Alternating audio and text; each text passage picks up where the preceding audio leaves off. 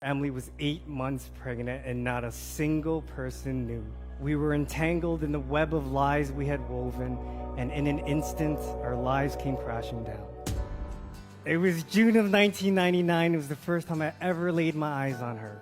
She was the most beautiful girl I'd ever seen. I remember thinking to myself, damn, the guy who gets that girl is the luckiest guy in the world. For 6 long months, though, I could only admire her from afar. Finally, the semester's wrapping up, and I realized my time was now or never. So I slipped her a note asking for her phone number.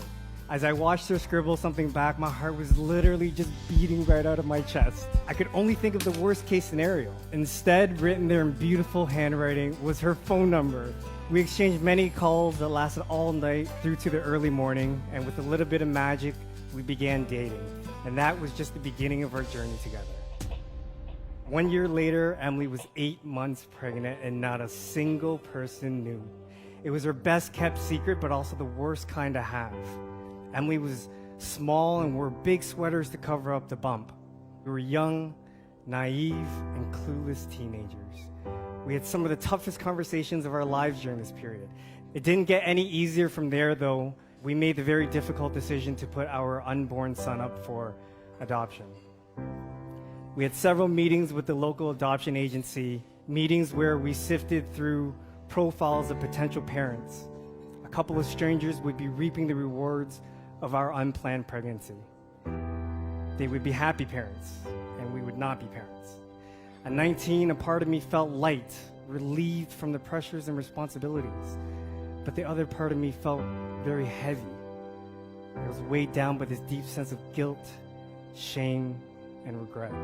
The day came for us to finally sign the adoption papers, but before doing so, we met Emily's doctor for her routine appointment, and what the doctor said next would forever change the course of our future. Emily, your baby is too small. You need to stay at the hospital until you give birth. There is now no choice but to reveal our year-long secret. It was time to tell her parents, and they were not happy, to say the least. Her mom is very traditional East Asian and wanted a dowry in exchange for her daughter. She asked for 2 goats. Where was I supposed to find 2 goats?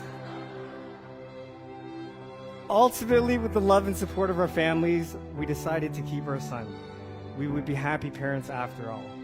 Sometimes what seems insurmountable in the moment may end up being one of life's greatest blessings. I'm a testament to that.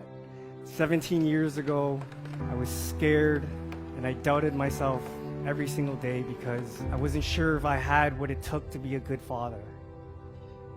And now, I'm so proud to be standing on this stage, to be able to share my story with my son who is in attendance tonight. He has no idea how many times he's pulled me out of the darkest moments of my life with his love and his laughter. I see a part of me in him, and I'm incredibly proud of the man he's becoming. Better not be bringing home any baby just yet, though. As for my high school sweetheart, there's simply no words for me to describe how much love I have for her. We've been together for almost 18 years now and have 2 more beautiful sons. And even though she's the last person in the world who will watch a horror movie with me, she'll always be the first to laugh at my dad jokes. Definitely worth more than 2 goats. I've often heard that in order to make a relationship work, it needs to be 50-50, but I've learned that is absolutely not true. Because love is hard, love is stupid, love is messy, love is blind, love is painful. But in spite of all this, love is still so worth it. Love is when you give 100% and expect 0 in return. Because if Emily and I hadn't given each other everything we had all these years, those 2 young teenage parents would have never made it here tonight.